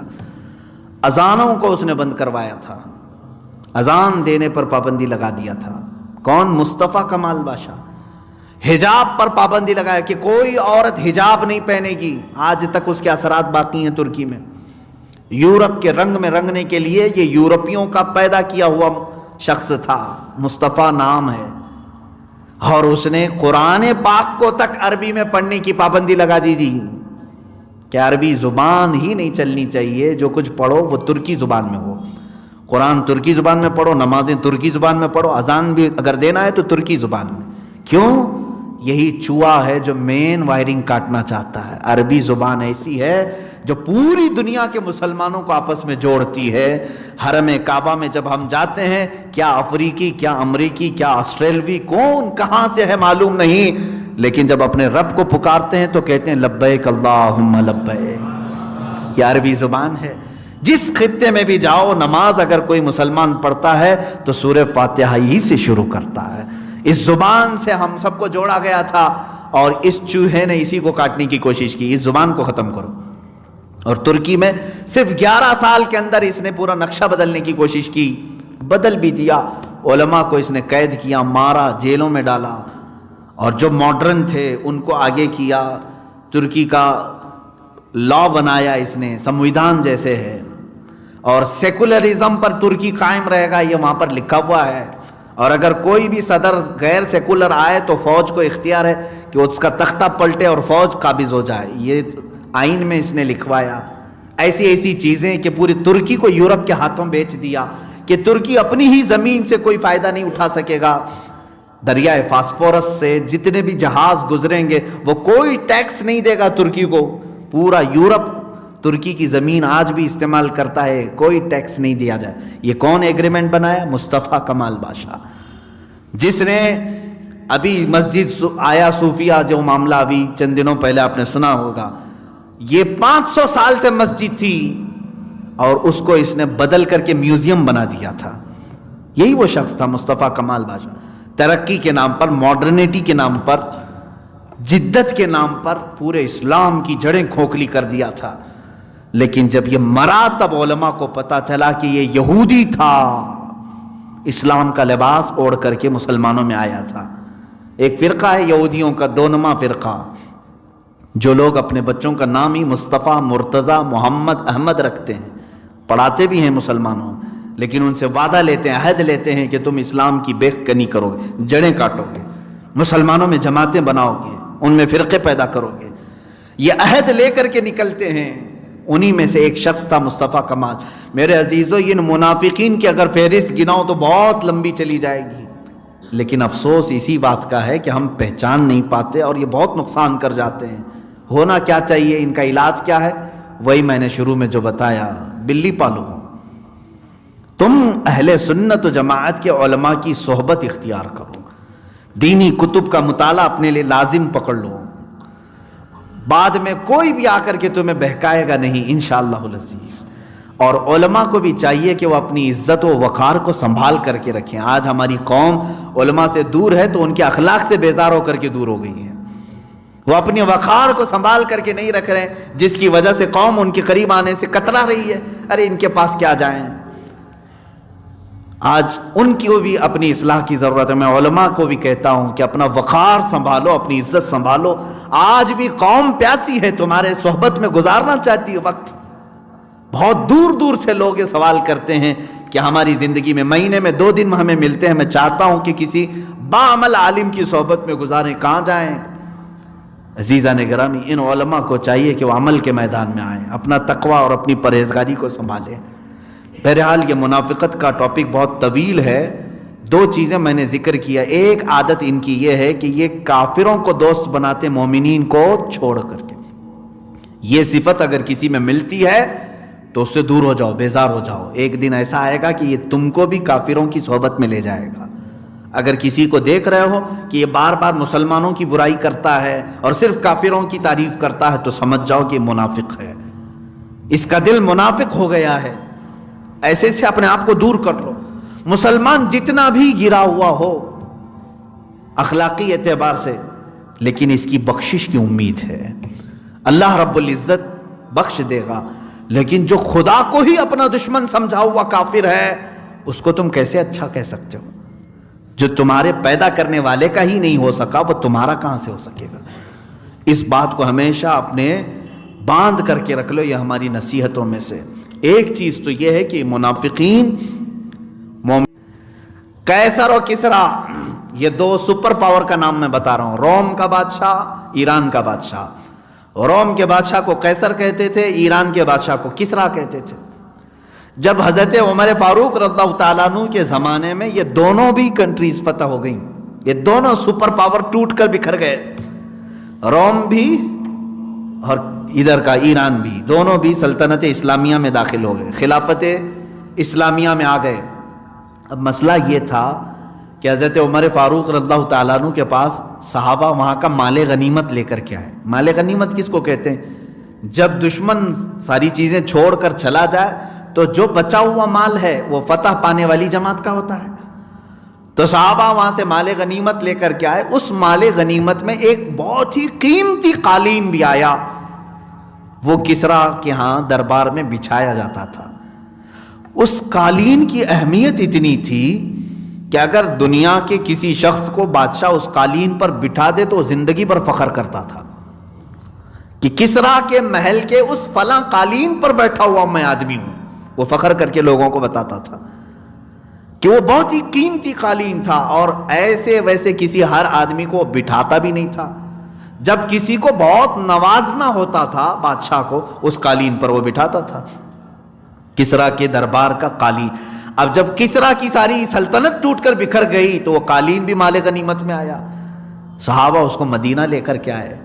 رسول کریم صلی اللہ تعالیٰ علیہ وسلم کا یہ مدینہ طیبہ، جہاں سیدنا عمر فاروق رضی اللہ تعالیٰ عنہ کی خلافت کا زمانہ ہے، صحابہ نے کہا یا امیر المؤمنین، مال غنیمت میں ایک بہت قیمتی چیز آج ہمارے ہاتھ آئی ہے۔ کہا کیا چیز ہے؟ کہا وہ قالین جس پر بیٹھنے کے لیے ہر کوئی تمنا کرتا تھا، کسرا بادشاہ کے دربار میں بچھا ہوا قالین، اور اس پر بیٹھ کر کے جانے والا زندگی بھر فخر کرتا تھا، آج وہ ہم لے کر کے آئیں، اس کو کہاں رکھا جائے؟ کیا آپ کی کرسی اس پر بچھائی جائے یا منبر پر رکھا جائے؟ کہاں رکھا جائے؟ سنو میرے عزیزو، امیر المومنین نے فرمایا اے میرے صحابہ، لاؤ اس قالین کو۔ دیکھا نہایت ہی نفیس، عمدہ، قیمتی قالین۔ حضرت عمر فاروق رضی اللہ تعالیٰ عنہ نے فرمایا مسجد نبوی کے دروازے کے باہر بچھاؤ، ہر نمازی اپنا پیر پوچھ کر اندر آئے گا۔ جو رسول اللہ کی مسجد میں آئے گا وہ اپنا پیر پوچھ کر کے آئے گا۔ یہ ہے مومن کامل جو بتاتا ہے عزت ہے تو رسول اللہ کے قدموں میں ہے۔ ہم قالین پر بیٹھ کر کے زندگی پر فخر کریں گے؟ فرمایا اس قالین کی حیثیت رسول اللہ کے غلاموں کے تلوے ہیں، ان تلووں کے نیچے وہ قالین ہوگا۔ آج یہ چند سکوں کے لیے، تھوڑی سی اپنی عزت کے لیے مشرکین کے پاس بیٹھ کر کے سوچتے ہیں کہ ایک سیلفی لے لیں گے ان کے ساتھ بیٹھ کر کے، میری عزت میں اضافہ ہو جائے گا۔ تمہاری سیلفیاں جو ہے یہ ساری چیزیں دوزخ میں لے جائیں گی۔ کسی کے ساتھ بیٹھ کر کے تم یہ سوچتے ہو کہ میری عزت میں اضافہ ہو جائے گا، دکھاؤں گا میں سب کو فلاں لیڈر کے ساتھ بیٹھے ہو، یہ دیکھو سیلفی ہے۔ میرے عزیز، تو فخر کرنا تو اس بات پر چاہیے تھا کہ میں گنبد خضرا کی چھاؤں میں آیا ہوں، میں میرے آقا صلی اللہ تعالیٰ علیہ وسلم کے دربار میں آیا ہوں۔ اگر اپنی نسبت پر فخر کرو تو یہ تمہارا حق ہے، اس لیے کہ حضرت عمر فاروق نے بھی بتایا، جب ان کو امیر المومنین کہا گیا تو وہ رو پڑے، کہا کہ اے لوگو، آج جو تم نے مجھے بلایا امیر المومنین، یاد رکھنا میری اپنی حیثیت تو یہ ہے کہ میں خطاب کا وہی بیٹا ہوں جس سے بچپن میں 2 بکریاں نہیں سنبھالی جاتی تھی، آج میں 6 ملکوں کا تنہا نگہبان ہوں، صرف اس لیے کہ میں دامن رسول سے وابستہ ہوں۔ ہماری جو عزت ہے وہ رسول اللہ کی وجہ سے ہے، اسی لیے قرآن نے کہا ہے فَإِنَّ الْعِزَّةَ لِلَّهِ جَمِيعًا، عزت جو کچھ بھی ہے وہ سب اللہ کے پاس ہے، اور اس نے اپنے محبوب کو عطا کی، اور محبوب کے صدقے میں جو ان سے قریب ہوا انہیں عزت ملی ہے۔ ہم نے دیکھا ہے بڑے بڑے وہ صوفیاء جو سوکھی روٹی کھاتے تھے لیکن حکومتیں ان کے پاس اپنی کرسیاں لے کر کے آتی تھی۔ مرد قلندر حضور سیدی آقائی سید العلماء ماہروی رحمۃ اللہ تعالیٰ علیہ، اسی ہندوستان کی مہارانا متحرہ کے بہت پرانے نہیں، سن 1975 میں آپ کا وصال ہوا ہے۔ یہ وہ زمانہ تھا ایمرجنسی اور ڈکٹیٹرشپ، آج جو ہے اس سے بھی زیادہ ڈینجر اندرا گاندھی کا زمانہ تھا، لیکن سید العلماء رحمۃ اللہ تعالیٰ علیہ کا اثر مومنین پر اتنا زیادہ تھا، وہ فقیرانہ زندگی گزارتے رہے، اور اس وقت ملک کی پرائم منسٹر نے یہ آفر دیا کہ آپ کو ایک MP سیٹ دے دی جائے گی، آپ راجیہ سبھا کے ممبر بن جائیں، آپ کرسی لے لیں۔ سید العلماء کا وہ تاریخی مقولہ ہے، آپ نے فرمایا تھا کہ الحمدللہ جس کے پاس آیت الکرسی ہے اسے تمہاری کرسی کی ضرورت نہیں ہے، اللہ نے ایک بڑی کرسی سے نوازا ہے، کسی کی جے وجے کیوں پکارے، کیا غرض ہم کو، ہمیں کافی ہے سید اپنا نعرہ یا رسول اللہ، ہمیں کافی ہے سید اپنا نعرہ یا رسول اللہ۔ اے عزیزو، پورے کے پورے اسلام میں داخل ہو جاؤ، ان کو راضی کیا، ان کو راضی کیا، پھر وہی تمہارے اوپر بھی مسل مشہور ہو جائے گی، دھوبی کا کتا نہ گھر کا نہ گھاٹ کا۔ اللہ تعالی ہمیں ایسی صفت سے محفوظ فرمائے۔ وآخر دعوانا ان الحمدللہ رب العالمین۔ بات تفسیر چل رہی تھی، ٹاپک بدلنا مشکل تھا اور پورا کا پورا ٹاپک الگ تھا، لیکن جماعت کے معزز اراکین نے بھی مجھے یہ یاد دہانی کرائی تھی کہ آج کے دن حضرت مجدد الف ثانی احمد فاروقی سرہندی رحمۃ اللہ تعالی، دو عظیم شخصیات کا یوم وصال بھی تھا، تو ان کی مناسبت سے آپ کچھ بیان کریں، مجھے حکم ہوا تھا، لیکن اب ظاہر سی بات ہے سب پک گئے ہوں گے، اب پھر بیان کا وقت نہیں، میں ایصال ثواب کے لیے ان کی درباروں میں فاتحہ خوانی کروں گا اور ایک ایک دونوں کی بارگاہ میں واقعہ عرض کر دیتا ہوں سیدنا امام حسن مجتبی رضی اللہ تعالیٰ عنہ، اور آج کے زمانے سے لگتی ہوئی بات میں کر دوں گا۔ حضور صلی اللہ تعالیٰ علیہ وسلم نے جو فرمایا، حسن کون ہے؟ حضور کے بڑے نواسے ہیں، حضور صلی اللہ تعالیٰ علیہ وسلم کے نواسے، اور اس حدیث کے راوی سیدنا ابو بکر صدیق رضی اللہ تعالیٰ عنہ فرماتے ہیں کہ میں نے ایک دن رسول کریم صلی اللہ علیہ وسلم کو منبر پر دیکھا، ان کا پاؤں پکڑ کر کے حضرت امام حسن بیٹھے ہوئے تھے۔ حضور صلی اللہ علیہ وسلم نے فرمایا کہ میرا یہ بیٹا عنقریب، یہ میرا بیٹا سید ہوگا، سردار ہوگا، اور عنقریب یہ میری امت کے دو بڑی جماعتوں میں صلح کرائے گا۔ کس کے بارے میں حضور نے فرمایا؟ حضرت امام حسن رضی اللہ عنہ، یہ امت کے دو بڑی جماعتوں میں صلح کرائے گا۔ ایک بات ان کے متعلق ہے، حضرت امام حسن مجتبی رضی اللہ تعالیٰ عنہ بڑے سخی اور فیاض آدمی تھے، کبھی کبھار ایسا نوازتے تھے کہ آپ کے پاس ایک دینار یا ایک درہم بھی نہیں رہ جاتا تھا، اور چھوٹی سی باتوں پر نواز دیتے تھے۔ بہرحال ان کی پوری سیرت اپنے مقام پر، یہاں پر میں نے جو حدیث بیان کی اس پر میں آپ کو کہتا ہوں، حضور اکرم صلی اللہ تعالیٰ علیہ وسلم کی ایک دوسری حدیث ہے، امام حسن کے لیے بھی فرمایا، امام حسین کے لیے بھی فرمایا۔ دیکھیں اس حدیث پر ہمارا پورا عقیدہ بن جانا چاہیے۔ حضور فرماتے ہیں یہ میرے بچے انہوں نے جس سے صلح کی میں اس سے صلح کرتا ہوں، اور انہوں نے جس سے جنگ کی اس نے میرے ساتھ جنگ کی۔ یہ دونوں شہزادے جس سے جنگ کریں حضور کی اس کے ساتھ جنگ ہے، یہ جس سے صلح کریں حضور کی اس کے ساتھ صلح۔ آخر یہ حدیث صادق کب آئی؟ حضرت امام حسن نے کس کے ساتھ کس کی صلح کرائی؟ یہی تو بالکل ہاٹ ٹاپک ہے آج کا۔ بہت سارے لوگ گمراہ بھی ہو رہے ہیں، لیکن بہرحال میں لمبا نہیں لے جاؤں گا۔ امام حسن رضی اللہ تعالیٰ عنہ مولا علی کرم اللہ وجہہ الکریم کی وفات کے بعد خلیفہ بنے، 5ویں خلیفہ راشد ہیں آپ، امام حسن مجتبی رضی اللہ تعالیٰ عنہ۔ حضرت علی رضی اللہ تعالیٰ عنہ کے بعد جب آپ خلیفہ بنے تو اتفاق ایسا ہوا کہ اسی زمانے میں ملک شام میں دمشق میں حضرت امیر معاویہ نے بھی اپنی خلافت کا اعلان کر دیا۔ یہ پہلا اتفاق تھا حضور کی وفات کے بعد، ایٹ اے ٹائم دو لوگوں نے خلافت کا اعلان کیا، ایک طرف ملک شام میں خلیفہ، ایک طرف مدینہ رسول میں کوفہ میں خلیفہ۔ حضرت امام حسن رضی اللہ تعالیٰ عنہ نے کوفہ سے اپنی خلافت کا اعلان کیا، 6 مہینے تک ایسا ہی چلتا رہا، لیکن امام حسن رضی اللہ تعالیٰ عنہ نے دیکھا کہ امت 2 ٹکڑوں میں بٹی ہوئی ہے۔ ایسا نہیں کہ امام حسن کے چاہنے والے کم تھے، لاکھوں کی تعداد میں تھے، پورا مکہ، پورا مدینہ، پورا کوفہ، پورا بصرہ حضرت امام حسن کے مریدین کا تھا۔ ملک شام دمشق چونکہ 20 سال سے حضرت امیر معاویہ گورنر تھے، ان کا علاقہ تھا، ان کے بھی چاہنے والے تھے۔ تو جب امت 2 حصوں میں تقسیم ہوئی تو حضرت امام حسن خود چل کر کے ملک شام گئے، دمشق گئے، حضرت امیر معاویہ سے آمنے سامنے بات کی۔ امیر معاویہ رضی اللہ تعالیٰ عنہ حضرت امام حسن مجتبی رضی اللہ تعالیٰ عنہ کے درمیان جو یہ بات ہوئی وہ کافی طویل ہے اور کتابوں میں موجود ہے۔ دونوں کے درمیان کئی باتوں میں ڈسکشن ہوا اور طے پایا، لکھا گیا ایگریمنٹ۔ حضرت امام حسن نے اپنی جانب سے کہا کہ میں اپنی سرداری اور میں اپنی خلافت سے دستبردار ہوتا ہوں اور تمہیں خلیفہ مانتا ہوں ان تمام شرطوں پر۔ وہ شرطیں ہیں بہت ساری، حضرت امیر معاویہ نے ساری چیزیں ایکسیپٹ کی، ساری چیزیں قبول کی، اور حضرت امام حسن مجتبی رضی اللہ تعالیٰ عنہ کی بڑی تعظیم و تکریم کیا، انہیں مدینہ رسول یا کوفہ تک پہنچایا، اور ہر مہینے ان کا وظیفہ جاری رکھا حضرت امام حسن کا، بلکہ ان سے ریلیٹڈ جتنے صاحبزادے تھے، جتنے لوگ تھے، سب کا وظیفہ حضرت امیر معاویہ نے جاری کیا۔ حضور کی وہ بشارت صادق آئی۔ حضور صلی اللہ علیہ وسلم نے اس وقت کہا تھا جب امام حسن 4 سال کی عمر کے تھے، 4 سال یا 5 سال کی عمر کے تھے، اس وقت کہا کہ میرا یہ بیٹا میری امت کے 2 جماعتوں میں صلح کرائے گا۔ امام حسن رضی اللہ تعالیٰ عنہ نے وہ حقیقت میں صلح کرائی اور پھر سے پوری امت کو ایک خلیفہ کے ہاتھوں کے نیچے جمع کیا.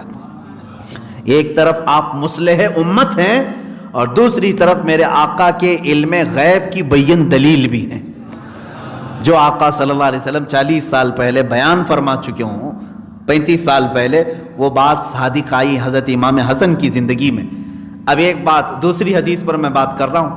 حضور نے فرمایا جو میرے بچے جن سے صلح کریں ان سے ہماری صلح ہے، اور جس سے جنگ کریں ان سے ہماری جنگ ہے. ایک شہزادے نے امیر معاویہ سے صلح کی، یہ بات طے ہے، یہ شیعہ بھی مانتے ہیں، ہم بھی مانتے ہیں، سارے لوگوں کی کتابوں میں. دوسرے صاحبزادے امام حسین اعظم رضی اللہ تعالیٰ، امام حسین ایک طرف ہیں اور کربلا کا واقعہ پیش آیا کس کے ساتھ؟ یزید کے ساتھ. یزید کوئی اور نہیں، وہ امیر معاویہ کا بیٹا ہے، حضرت امیر معاویہ رضی اللہ تعالیٰ عنہ کا بیٹا ہے. لیکن حضرت امام حسین کے ساتھ اس کی جنگ ہوئی. کوئی کتاب نہیں بتا سکتی کہ امام حسین نے یزید کے ساتھ صلح کی ہے، نہ شیعوں کی کتاب، نہ سنیوں کی کتاب، نہ وہابیوں کی کتاب، کسی کی کتاب میں نہیں. امام حسین نے کس کے ساتھ جنگ کی؟ یزید کے ساتھ.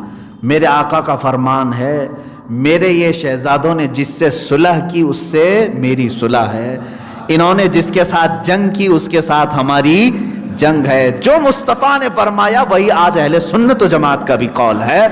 ہم سنی یہی کہتے ہیں حسن مجتبیٰ نے امیر معاویہ سے صلح کی تو سنیوں کی ان سے صلح ہے. حسین اعظم نے یزید سے جنگ کی تو ہماری آخری سانس تک یزید کے ساتھ ہماری جنگ رہے گی. یہی سنیوں کا عقیدہ. ہم یزید کے ساتھ صلح کی بات نہیں کرتے، امیر معاویہ سے جنگ کی بات نہیں کرتے، کیونکہ اگر امیر معاویہ کے خلاف بولنا شروع کریں گے تو پھر امام حسن کی عزت پر آنچ آئے گی. ہاں تم کیا جواب دو گے بعد میں؟ امیر معاویہ کو کوسنے والوں، کیا امام حسن کو معلوم نہیں تھا کہ امیر معاویہ غلط آدمی تھا اور جا کر کے صلح کر لی؟ ان کے اوپر الزام نہیں آئے گا؟ ان کے اوپر الزام آئے گا. ہاں ہم یزید کو غلط کہتے ہیں اور اسی لیے امام حسین نے اس کے ساتھ صلح نہیں کی. سر داد نہ داد دست در دست یزید، ہم تو یہ کہتے سر دے دیا انہوں نے، اس کے ہاتھ میں ہاتھ نہیں دیا، اس لیے کہ وہ غلط تھا.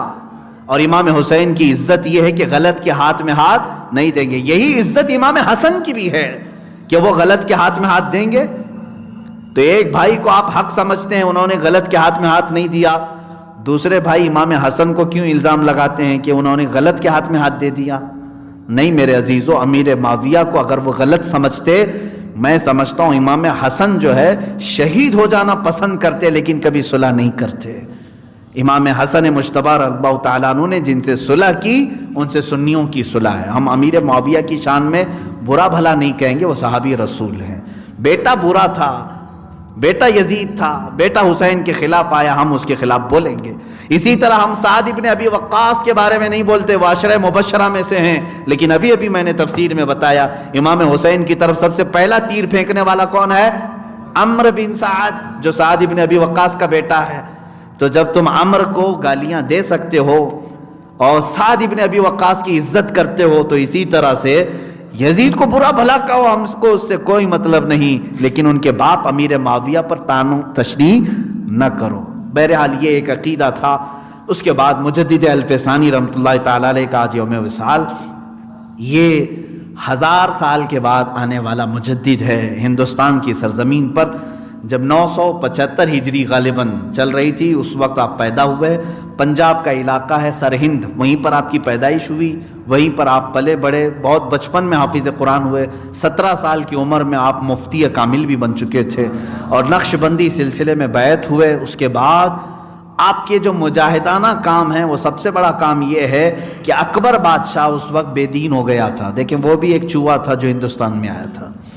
ہاں بڑی سلطنت پر بیٹھا تھا، لیکن بات کیا کر رہا تھا کہ نہیں اب ہر مسجد پر مورتی بھی ہونی چاہیے، ممبر پر مورتی بھی ہو، اذانوں میں سیپ بجائے جائے، دونوں مکس کرنا چاہ رہا تھا. وہ ایک نیا دین لا رہا تھا جس کا نام دین الہی اس نے رکھا. مجدد الفسانی احمد فاروقی سرہندی ان کا مجاہدہ تھا، ان کا جہاد تھا. اس کے خلاف بولنا شروع کیا، ارے بادشاہ وقت کے خلاف. آج جو ہے الیکٹڈ جو ہے پرائم منسٹر کے بارے میں بولنے سے لوگ ڈر رہے ہیں، وہ الیکٹڈ نہیں تھا، وہ زور زبردستی سے آنے والے بادشاہ ہوتے تھے، جنگ کے بل بوتے۔ وہاں کوئی الیکشن نہیں ہوتا تھا جب پہلے رولنگ سسٹم جو ہوتا تھا، رولنگ سسٹم میں رولر ہوتا تھا، باقی کوئی اس کو سیلیکٹ کر کے نہیں بھیجتا تھا، نہ الیکٹ کر کے بھیجتا تھا۔ آج ہماری ہی ووٹوں سے آیا ہوا آدمی ہے، غلط جا رہا ہے تو ہم غلط بولیں گے، تمہارے سے ہماری دشمنی کیا ہے؟ دشمنی اسی بات کی ہے کہ ملک کو بیچو گے تو ہم بولیں گے۔ بہرحال اکبر بادشاہ کے خلاف مجدد الف ثانی کھڑے ہو گئے، کیسا جہاد رہا ہوگا؟ مولویوں کو سیکھنا چاہیے، علماء کو سیکھنا چاہیے۔ وہ اکھنڈ بھارت کا بادشاہ تھا، یہ چھوٹے بھارت کا نہیں، اس زمانے کے نہیں، اس زمانے کا بڑے بھارت کا بادشاہ، اور بولا تو ظاہر سی بات ہے انجام بھی سخت ہے۔ علماء کا انجام ایسا ہی ہے کہ یا تو جیل میں ڈالے جائیں گے، یا زبان قطر دی جائے گی، مار ڈالے جائیں گے، یا تو پھر خرید لیے جائیں گے، یہی چیز ہوتی رہی ہے۔ لیکن جو حق علماء تھے وہ جیلوں میں گئے، حتیٰ کہ ہمارے امام اعظم ابو حنیفہ رضی اللہ تعالیٰ عنہ کا جنازہ جیل سے نکلا ہے، آخری وقت ان کا جیل میں گزرا ہے، جیل سے جنازہ باہر نکلا۔ امام زین العابدین نے جیل کی سلاخیں کاٹی ہیں، جیل کی تاریک کوٹھریاں۔ امام موسیٰ کاظم جیل کاٹے ہوئے ہیں، بڑے بڑے اولیاء۔ امام احمد بن حنبل کوڑے کھائے ہوئے ہیں حکومت وقت کے خلاف بولنے پر۔ زبردستی نہیں بولتے تھے، اگر تم ٹیڑے ہو تو بولنا ذمہ داری ہماری ہے۔ اکبر کے خلاف انہوں نے بولا تو جیل میں ڈال دیا، کئی سالوں تک جیل میں رکھا۔ مجدد الف ثانی نے وہاں پر بھی اپنا کام جاری رکھا۔ جتنے چور تھے، زانی تھے، ڈاکو تھے جو جیلوں میں آئے، سب کو عالم بعمل بنا دیا۔ حدیث، تفسیر، قرآن سب پڑھایا، نمازیں باجماعت ہونے لگی۔ اکبر مر بھی گیا، ختم بھی ہو گیا۔ اس کا بیٹا جہانگیر آیا، جہانگیر کو جب خبر کی گئی کہ ایک ایسا شخص اندر ہے جو سب کو عالم بنا دیا ہے، کہا اس کو آزاد کرو، لے آؤ۔ مجدد الف ثانی کو لایا گیا۔ اس زمانے میں یہ معاملہ تھا کہ جو بھی بادشاہ کے دربار میں جائے گا اسے سجدہ کر کے جائے گا۔ مجدد الف ثانی آئے، آپ نے سجدہ نہیں کیا۔ جہانگیر نے کہا کہ تمہیں دربار کے آداب معلوم نہیں، یہاں ہر کوئی آتا ہے سجدہ کرتا ہے۔ آپ نے کہا میں سجدہ صرف میرے پیدا کرنے والے کو کرتا ہوں، میں اللہ رب العزت کو کرتا ہوں جو حی ہے اور قیوم ہے، جو ہمیشہ سے زندہ ہے، ہمیشہ زندہ رہے گا۔ تو اس نے پہلی مرتبہ، وہ جاہل بادشاہ تھے، ان کے دماغ میں وزیروں نے ڈال رکھا تھا کہ ادب یہی ہے کہ سجدہ کیا جائے۔ تو بعد میں پھر اس نے بہت ساری باتیں ان کی سنی اور متاثر ہوا مجدد الف ثانی کی باتوں سے، ان کو اپنے قریب بٹھایا۔ یہ موقع کو غنیمت جان کر کے مجدد الف ثانی نے کہا میں تیرے پاس اسی وقت بیٹھنے کو تیار ہوں جب تو حکومتی سطح پر، حکومتی ریاستی سطح پر اپنے باپ کے قائم کیے ہوئے سارے اصولوں کو ختم کرنے کا اعلان جب تک نہیں کرتا میں تیرے سامنے نہیں بیٹھ سکتا۔ وہ مان گیا۔ چند ہی دنوں کے بعد مجدد الف ثانی کی بات پر اس نے کہا دین وہی ہوگا جو مصطفیٰ لائے تھے، محمد عربی صلی اللہ تعالیٰ علیہ وسلم کا دین ہی ہمیشہ رہنے والا ہے، دین الہی نہیں رہے گا۔ پھر وہ دین ختم ہوا۔ تو یہ احمد فاروقی سرہندی رضی اللہ تعالیٰ عنہ کی مجاہدانہ کاوشیں تھیں کہ اس دین کو خراب کرنے کے لیے بادشاہ نے جو کوشش کیا، ایک عالم ربانی نے اس کو ختم کیا، اور انہی کے ذریعے سے اللہ تعالیٰ نے دین اسلام کو پھر سے پھلتا پھولتا فرمایا۔ یہ مجدد الف ثانی، ہندوستان کی سرزمین اس بات سے بڑی خوش قسمت ہے کہ دو مجدد آئے اور دونوں عظیم مجدد آئے، ایک مجدد الف ثانی ہے اور دوسرا مجدد امام اعظم ہے۔ مجدد اعظم ہے امام احمد رضا خان فاضل بریلوی، ایک وحدانیت کو بچا رہا تھا، اللہ کی وحدانیت کو، اور دوسرا عصمت رسالت کو بچا رہا تھا۔ یہ دونوں مجددین نے وحدانیت کو بچایا، ایک مجدد الف ثانی نے، اور عظمت رسالت کو بچایا امام احمد رضا نے۔ اللہ ان دونوں مجددوں کا سایہ ہم سب پر قائم و دائم رکھے۔ الفاتحہ۔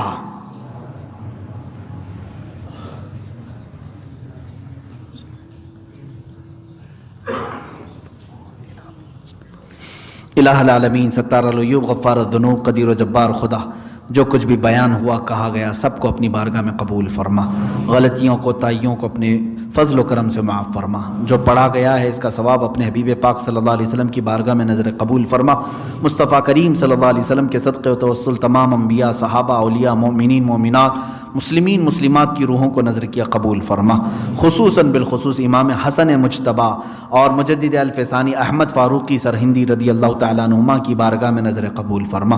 ان دونوں شخصیتوں کے یوم وصال کی برکتوں سے مولا ہماری تمام آفتوں بلاؤں کو دور فرما دے، ہماری بری بیماریوں کو دور فرما دے۔ اے اللہ ہم سب کو خیر و برکت عطا فرما، ایمان کی پختگی عطا فرما، منافقت کے جراثیم سے بچا، بد مذہبوں کی صحبت سے ہمیں بچا۔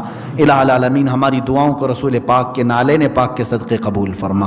ان اللہ و ملائکتہ یصلون علی النبی یا ایھا الذین آمنوا صلوا علیہ وسلموا تسلیما۔ اللہم صل وسلم علی سیدنا محمد وآلہ واصحابہ وبارک وسلم۔ سبحان ربک رب العزة عما یصفون وسلام علی المرسلین والحمد